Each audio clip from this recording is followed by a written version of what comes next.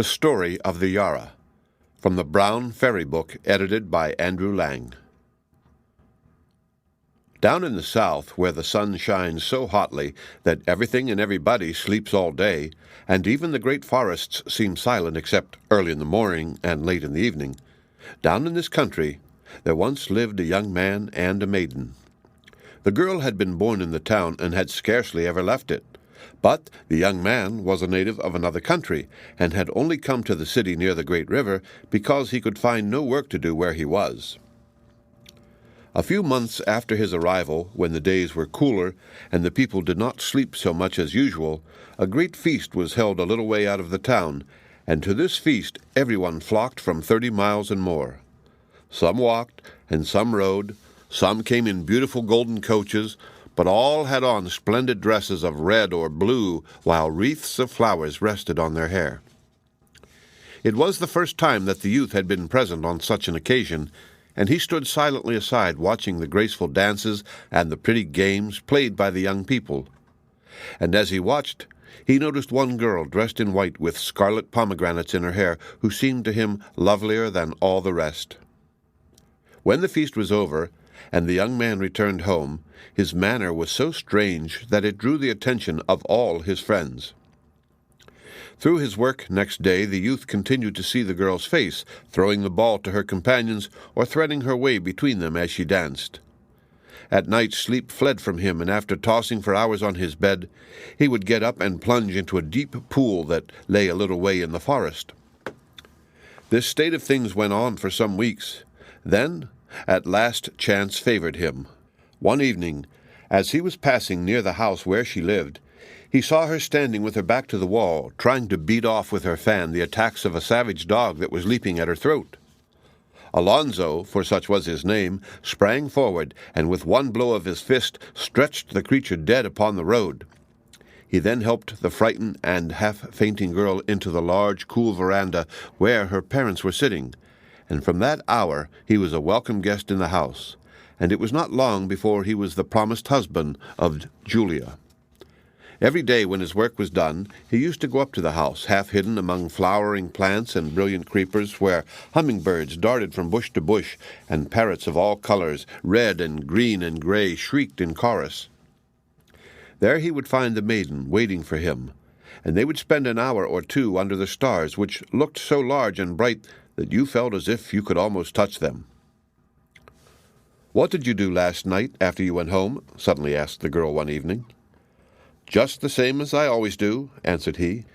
"It was too hot to sleep, so it was no use going to bed, and I walked straight off to the forest and bathed in one of those deep, dark pools at the edge of the river. I have been there constantly for several months, but last night a strange thing happened. I was taking my last plunge when I heard, sometimes from one side and sometimes from another, the sound of a voice singing more sweetly than any nightingale, though I could not catch any words. I left the pool, and dressing myself as fast as I could, I searched every bush and tree around the water, as I fancied that perhaps it was my friend who was playing a trick on me. But there was not a creature to be seen, and when I reached home I found my friend fast asleep." As Julia listened, her face grew deadly white, and her whole body shivered as if with cold. From her childhood she had heard stories of the terrible beings that lived in the forests and were hidden under the banks of the rivers, and could only be kept off by powerful charms. Could the voice which had bewitched Alonzo have come from one of these? Perhaps, who knows? It might be the voice of the dreaded Yara herself, who sought young men on the eve of their marriage as her prey. For a moment the girl sat choked with fear as these thoughts rushed through her. Then she said, "Alonzo, will you promise something?" "What is that?" asked he. "It is something that has to do with our future happiness." "Oh, it is serious then? Well, of course I promise. Now tell me." "I want you to promise," she answered, lowering her voice to a whisper, "never to bathe in those pools again."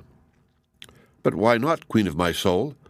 Have I not gone there always, and nothing has harmed me, flower of my heart?" "No, but perhaps something will. If you will not promise, I shall go mad with fright. Promise me." "Why? What is the matter? You look so pale.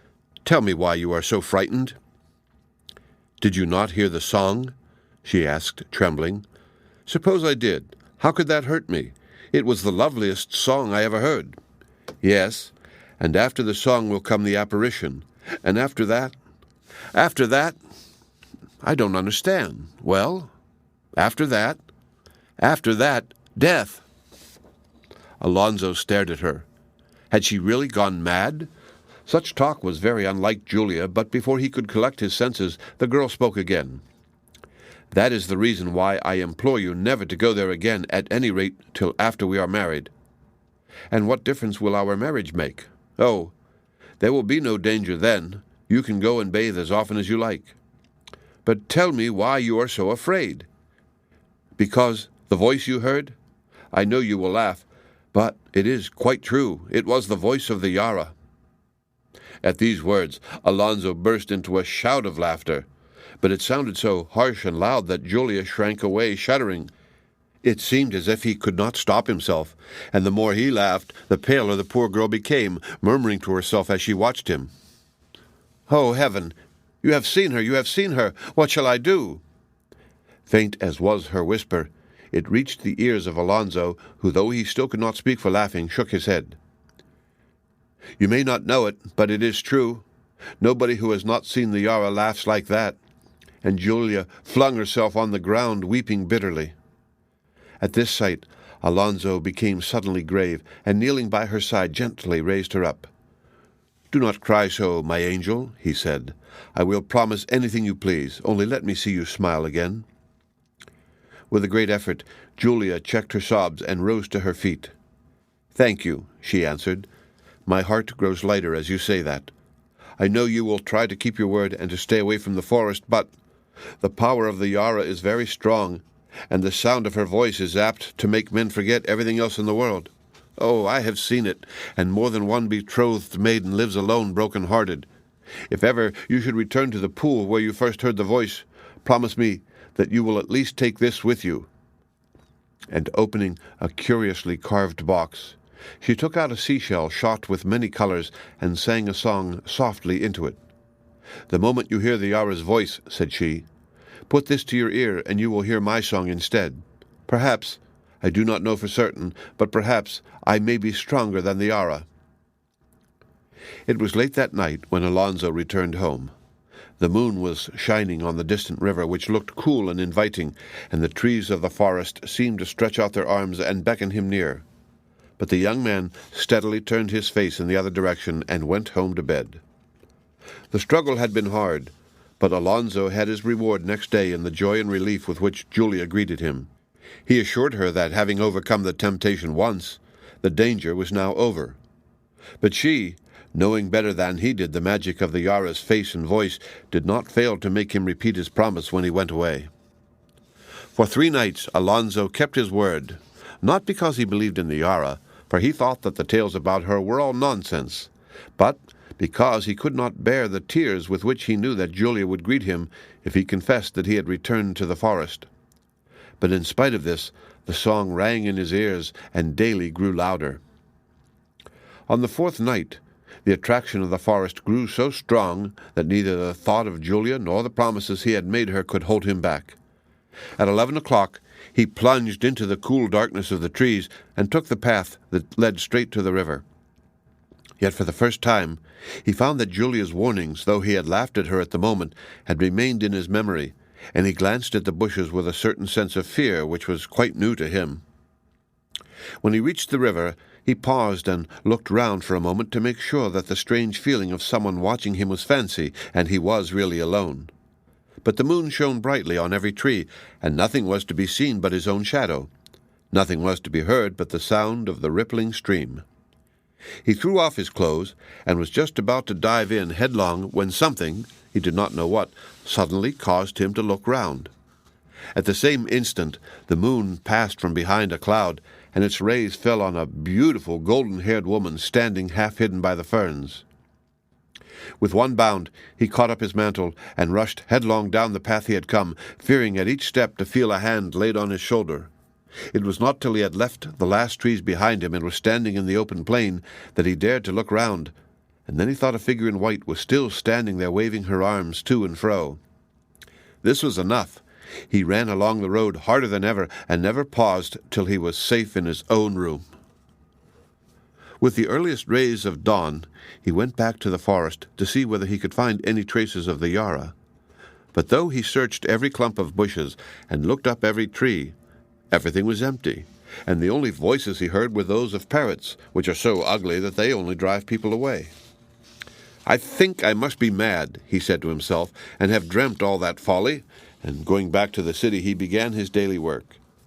But either that was harder than usual, or he must be ill, for he could not fix his mind upon it, and everybody he came across during the day inquired if anything had happened to give him that white, frightened look.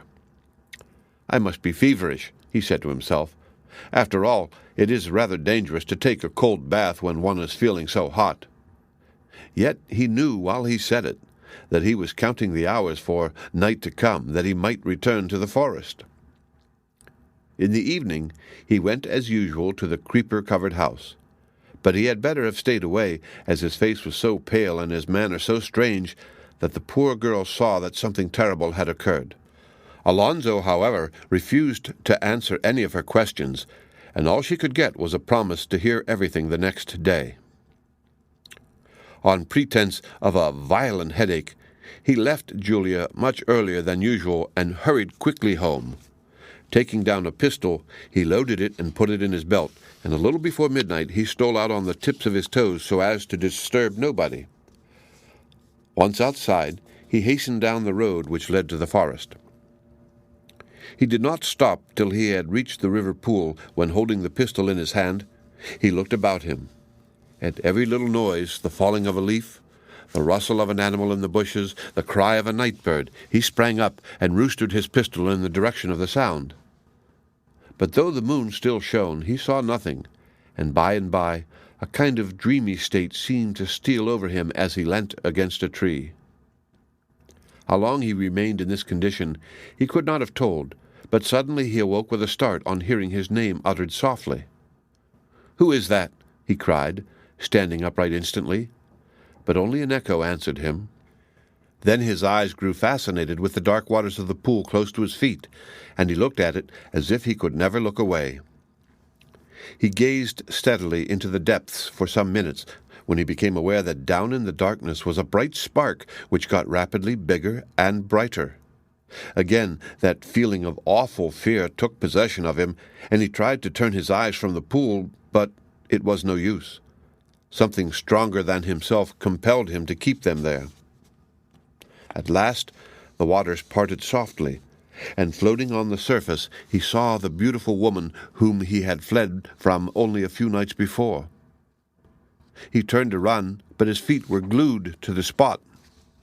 She smiled at him and held out her arms, but as she did so there came over him the remembrance of Julia as he had seen her a few hours earlier, and her warnings and fears for the very danger in which he now found himself. Meanwhile, the figure was always drawing nearer, but with a violent effort Alonzo shook off his stupor, and taking aim at her shoulder he pulled the trigger. The report awoke the sleeping echoes, and was repeated all through the forest, but the figure smiled still and went on advancing. Again Alonzo fired, and a second time the bullet whistled through the air, and the figure advanced nearer. A moment more, and she would be at his side. Then, his pistol being empty, he grasped the barrel with both hands, and stood ready to use it as a club should the Yara approach any closer. But now it seemed her turn to feel afraid, for she paused an instant while he pressed forward, still holding the pistol above his head, prepared to strike. In his excitement he had forgotten the river, and it was not till the cold water touched his feet that he stood still by instinct. The Yara saw that he was wavering, and suffering herself to sway gently backwards and forwards on the surface of the river, she began to sing. The song floated through the trees, now far and now near. No one could tell whence it came. The whole air seemed full of it. Alonzo felt his senses going and his will failing. His arms dropped heavily to his side, but in falling struck against the seashell, which, as he had promised Julia, he had always carried in his coat. His dimmed mind was just clear enough to remember what she had said, and with trembling fingers that were almost powerless to grasp, he drew it out. As he did so, the song grew sweeter and more tender than before, But he shut his ears to it and bent his head over the shell. Out of its depths arose the voice of Julia singing to him as she had sung when she gave him the shell. And though the notes sounded faint at first, they swelled louder and louder till the mist which had gathered about him was blown away. Then he raised his head, feeling that he had been through strange places where he could never wander any more, and he held himself erect and strong and looked about him. Nothing was to be seen but the shining of the river and the dark shadows of the trees. Nothing was to be heard but the hum of the insects as they darted through the night. The end.